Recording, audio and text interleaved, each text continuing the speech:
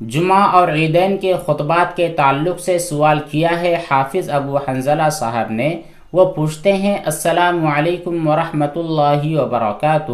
مفتی صاحب، جمعہ یا عیدین کا خطبہ شروع کرنے سے پہلے آہستہ سے دل میں کیا پڑھنا چاہیے؟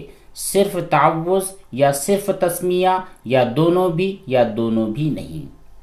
تو جی دیکھیے، خطبہ جمعہ نام ہے اللہ تبارک و تعالیٰ کی حمد و ثنا کا، نبی کریم صلی اللہ علیہ وسلم پر درود کا، اسی طرح امت کے لیے دعا کا، قرآن کریم کی آیات کی تلاوت کا اور احادیث مبارکہ کی تلاوت کا۔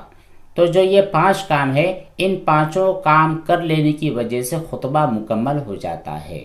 اب جو سوال ہے کہ خطبہ شروع کرنے سے پہلے بسم اللہ پڑھنا چاہیے یا نہیں پڑھنا چاہیے، تو پڑھ بھی سکتے ہیں اور نہیں بھی پڑھ سکتے ہیں، دونوں باتوں کی گنجائش ہے۔ اب اگلا سوال یہ ہے کہ بلند آواز سے پڑھنا چاہیے یا آہستہ آواز سے، تو دونوں میں بھی اختیار ہے۔ اگر بلند آواز سے کوئی بندہ پڑھ لیتا ہے تب بھی درست ہے، اور اگر آہستہ آواز میں پڑھتا ہے تب بھی کوئی حرج نہیں ہے، البتہ بلند آواز سے نہ پڑھنا یہ بہتر ہے۔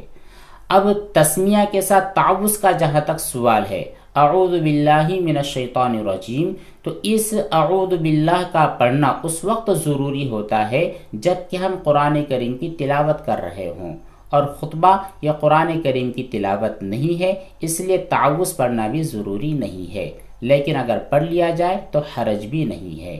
لیکن پڑھنا ضروری سمجھ لینا، بلند آواز سے پڑھنا ضروری سمجھنا یا آہستہ آواز سے پڑھنا ضروری سمجھنا، ان تمام چیزوں کو لازم سمجھنا اور ضروری سمجھ کر کرتے ہی رہنا، یہ طریقہ غلط ہے۔